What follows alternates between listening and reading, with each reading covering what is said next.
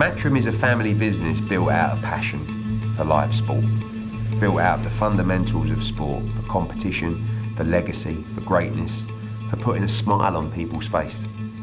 Now that's key for us, is not just to deliver for athletes, but to deliver live events and content that the viewer watching on platform or live in the arena can leave with a smile on their face and realise the true beauty of sport. Eddie Hearn is the chairman of Matchroom Sport, which is a British event promotion company. It was founded by Eddie's dad, Barry, in 1982, and they cover all sorts of sports like snooker, darts, 9-ball, and eventually boxing, which Eddie revitalized over the years. When I moved to the company, I took the golfers that I was representing on the PGA Tour and European Tour from another company to Matchroom to set up a golf division.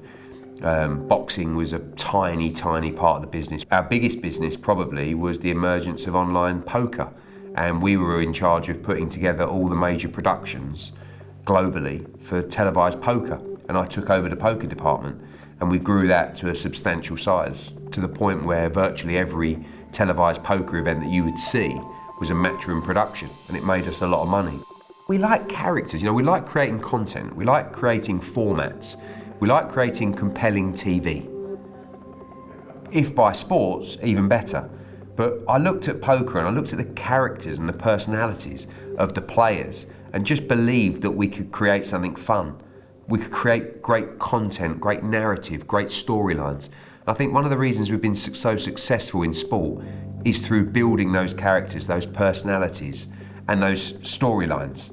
All great sport events have great narrative, and that's something we've been very successful with. And in poker, the characters were some of the best we've ever worked with. Eddie's impact has primarily come in boxing, which Matchroom had boxing operations, but not to the level that Eddie has transformed it to. Barry Hearn is Eddie's dad, an accountant by trade. He founded Matchroom in 1982, and he told me that was because he was bored. He had been buying up snooker halls around England, and that had become a pretty viable business for him. And he had become close friends and worked with former world champion Steve Davis, and they had seen a real interest in the sport. And from there, they found they could just promote those events, and one thing led to another, one sport led to another, and Matchroom eventually became the company that you see today. When Eddie joined Matchroom in 2000, the firm was pulling in roughly $1 million in profit on $10 million of revenue.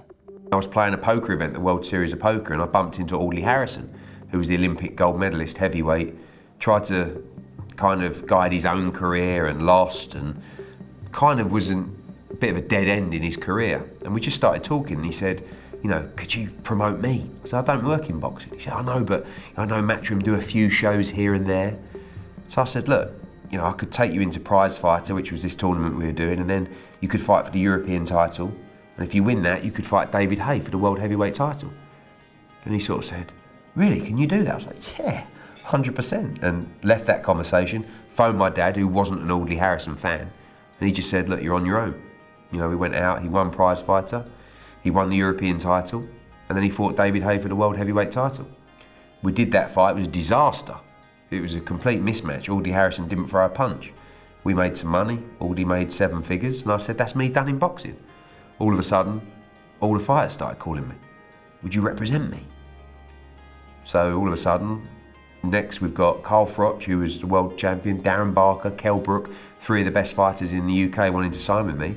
I was all of a sudden in front of all the cameras at the press conferences, selling this fighter. I was, mid-20s or late 20s and didn't really know what I was doing, but I was a breath of fresh air in boxing. I've seen everything that you could ever see in boxing. And I never felt that I would necessarily become a boxing promoter, but Matchroom had a great reputation in boxing, but British boxing was dead. No one was trying. There was our broadcaster, which was Sky Sports, had 4 promoters, which was Matchroom, Frank Warren, Ricky Hatton and Frank Maloney. No one liked each other, no one was really trying. The industry and the old guard didn't like me. But all of a sudden, this young kid's coming in whose father's a Hall of Fame promoter, saying he's going to rip up the script of boxing. And then I went to our broadcast, I said, you need to get rid of everybody and just sign an exclusive deal with me. And they said, we don't do that. We've got our 4 promoters, so it's never going to work. None of them have any ambition, and none of them like each other. You need to get rid of them and give me the exclusive deal. I said, I'm going to show you what I'm going to do. And I went out from local leisure centres, started building big fights in big arenas, 7, 8, 9,000, creating big numbers and big audiences on Sky for boxing. And when the deal came up, 6 or 8 months later, they got rid of everybody and gave me the exclusive deal. From there, Eddie did things like embracing social media, putting boxing in stadiums more often, embracing the celebrity and women's fighting spaces, and ultimately, eventually tried to crack the US market and brought fights to the Middle East. We don't sit here and profess to be Albert Einstein, but we know that you will never outwork us. And he keeps it simple. If things start getting a little bit tough, he just says, make sure you go to sleep an hour later and get up an hour earlier and work harder. It was a very unforgiving development that I had. I had a nice house, but it was just drilled into me from day one. Work, work, work, work, work. Don't give in. Don't let them get you down. Just outwork them and outperform them. And when you have consistency, and when you have ability, and when you have a drive that is unbeatable, you can't lose. It's just a case of playing the game over time. Forbes estimates that in fiscal year 2023, Matchroom posted revenue of $365 million and a net profit of $60 million across the entire business. DAZN is a streaming service that has strived to be the Netflix of sports. They've bought up all sorts of different sports rights around the globe, and their partnership with Eddie and Matchroom was a means to enter the US boxing market. In 2018, Eddie and Matchroom, to a degree, shocked the boxing world by signing an estimated $1 billion deal with DAZN. DAZN has had a bit of a rocky course, but has more found its footing of late, and they operate globally. They have all sorts of different sports rights around the world. But this deal was supposed to be Eddie's entrance into the US market. This was going to bring, the successful things he had done with Matchroom in the UK overseas into America. When you're putting on a fight, there's a lot more risk than, let's say, when an NFL team plays a game. And that's because if you're the New York Jets, even if nobody watches the game, you're still going to get your share of the media rights money that comes down from the league. Whereas in boxing, the event has to make money or exceed that to reap the rewards. Now, promotions and broadcasters have gotten pretty good at working with other companies to project out how many pay-per-views they can actually sell, and they can get it to a pretty good margin so that they can prepare for the worst and hope for the best. And that makes it so it's hard to kind of completely miss on a fight. But there's a risk there, and they're taking a risk. The US is one of the richest, loudest, noisiest sports markets on the planet. There are so many different things competing for eyeballs, whether it's professional football, basketball, or whatnot, and boxing already has its own established presence here. So for him to say he was going to come in and take it over, essentially, it was a bold claim. We've been with Sky for decades in boxing, and they were a fantastic broadcaster. But our vision had changed from a British promoter to a global powerhouse. We wanted to replicate the success of the UFC and the WWE to become a global promoter. We wanted to go out and do individual broadcast deals in new territories, create government interest, and start taking our brand globally for boxing. DAZN shared that passion and that vision. They had a platform globally that could be used and would invest in different markets that were key to our expansion. So UK, we did a big US deal.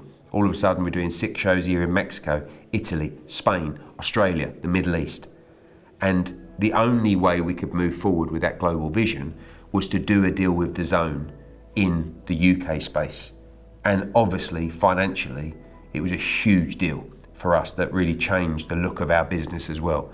So it was a difficult decision because we took a risk, if you like, in terms of the exposure to follow the growth. And we believe in streaming. We believe that streaming is the future of live sports. And I believe that OTT platforms are also the future of live sports as well. I just believe that the way the new generation digests content is now completely different. We know that people do not sit at home in front of their big screen like they used to.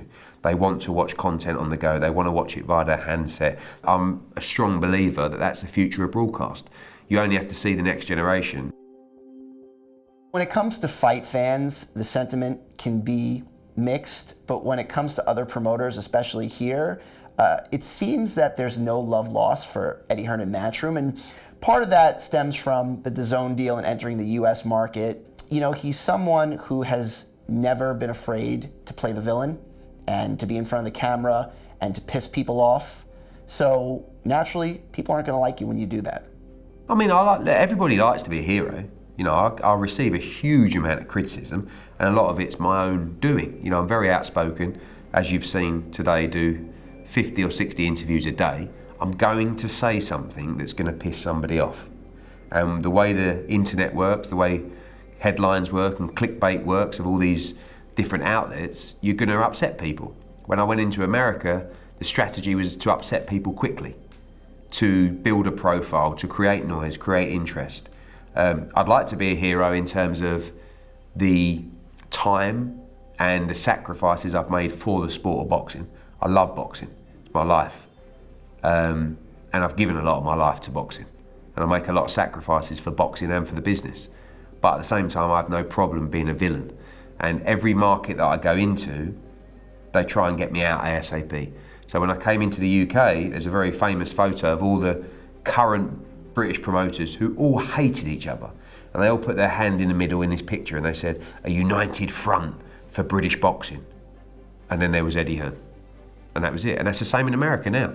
Oscar De La Hoya, Bob Arum, Al Heyman, Len Ellaby, they're all talking with voice to say this, keep the pressure on. He won't be able to handle it. Because that was the thing in the UK. It was like, we're just going to break him. And they never did. And now in the US, they're trying to do exactly the same thing. Keep the pressure on, force him out, turn the fans against him. But they don't realise, one, how good I am, but also the power I have across my platform. They can't work like me. So I'll do as many interviews as it takes. And I'll communicate with the fans all the time. And that's the most powerful tool we have, the ability to talk to the audience.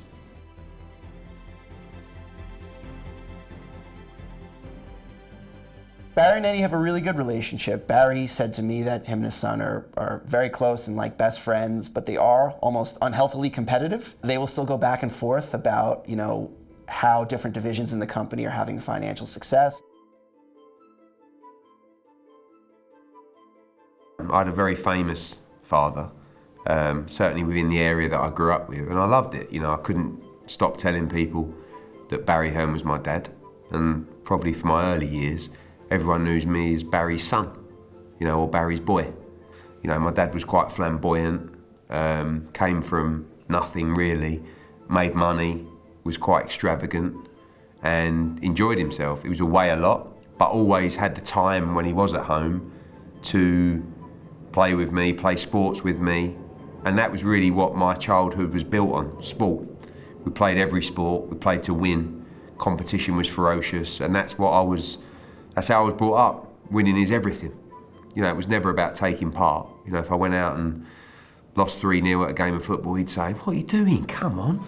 You know, not, "Oh, well done, you know, you did well there, son." Sport was the foundation for us to learn about the important aspects of life, and that transferred into business. When I left college, I wrote to every major sports event, athlete management, sponsorship, marketing consultancy in London, you know, Advantage, IMG. I wanted to cut my cloth in the industry without just working for Matchroom. And I went to one sponsorship and marketing sports agency called BDS, and I sat down with them and they were reading my CV and they said, "Can I ask you, are you any relation to Barry Hearn?" I said, "Yes, my dad." And they sort of said, "What are you doing here?" It was about the time when Jerry Maguire came out, really. I always saw myself as a budding sports agent, and that's the field that I wanted to go down, and that's really where I cut my cloth before moving into the business. You know, my dad is, as I said earlier, he's money mad. You know, every day he's analysing. I mean, my dad's a chartered accountant by trade. So every day he's analysing accounts, he's looking at bottom lines, he's looking at profit and losses from each individual event. And he drives me berserk because we're working with, you know, in boxing particularly, sometimes there's more of an emotional attachment. You could be investing in a fighter to bring a major world championship fight to their home city, but the show loses money. But you've got that emotional investment for the fighter. he'll remove himself from that. But I think that my father has always said, no shareholders, no float, we do things our way. And I convinced him to change his mind on that probably 3 years ago as our growth continued to move rapidly, and he's changed his perception. So probably that the opportunities we have for a rapid global growth come potentially in different ways, and he leads those conversations today. Eddie wants to take Matchroom public, and he does think that could happen sooner rather than later, which is one of the reasons why he has been talking about a private equity investment in the company. But also, he does see a future beyond boxing. One of the sports that Matchroom promotes, darts, they effectively own the sport. They just completed a lengthy acquisition acquiring the Professional Darts Corporation, and Eddie is extremely bullish on the growth of that. We want to make sure that our sport, our business, our brand name is recognisable in every key market across all our sports. It's a natural move for us to lead to an IPO. I think it's only a matter of time. I think we're so unique in what we do in terms of ownership of sports and being able to mould those sports. But we must continue to have fun, because that's really his mantra. We love what we do and we love to have fun what we do. We believe we've built an incredible management within the business that must be free to continue to spread their wings. But we also realise the opportunity that presents itself in this economic world of growth for the business globally. And to do that in a rapid way, then these conversations that are ongoing that will lead to an IPO is a natural progression.